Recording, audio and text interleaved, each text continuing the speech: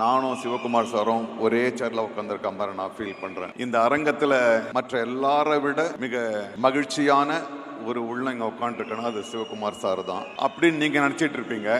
அதை விட குறைந்தபட்சம் உண்மையாகவே 1% சந்தோஷமா இருக்கிற பெருமைப்பட்ட ஒரு ஆள் நான் இங்க இருக்கேன். ஏன்னா தம்பி சூர்யாவை நான் அவருடைய முதல் படத்துல இருந்து பார்த்துட்டு இருக்கேன். அவருடைய உண்மையான வளர்ச்சியை நான் அவர் கூடவே அவருடைய படங்கள்லயே நடிச்சுக்கிட்டே இருக்கணும்னு கிடையாது, அந்த முதல் படத்துல இருந்து நான் ரொம்ப கவனிச்சுட்டு இருக்கேன். ஏன்னா முதல்ல ஒரு கபடமற்ற தூய்மையான உள்ளம், ரெண்டாவது எடுத்துக்கிட்ட கடமையை அவ்வளவு நேர்த்தியா செய்யணுன்றதுக்காக எல்லாவற்றையும் விட்டு கொடுக்கிற ஒரு நடிகர். இந்த படத்துல எனக்கு கோபம் கூட வந்துச்சு, ஏன்டா தம்பி ஒரு டூப் வச்சு கூட ஏன் எல்லாத்துக்கும் ரிஸ்க் எடுக்கிற?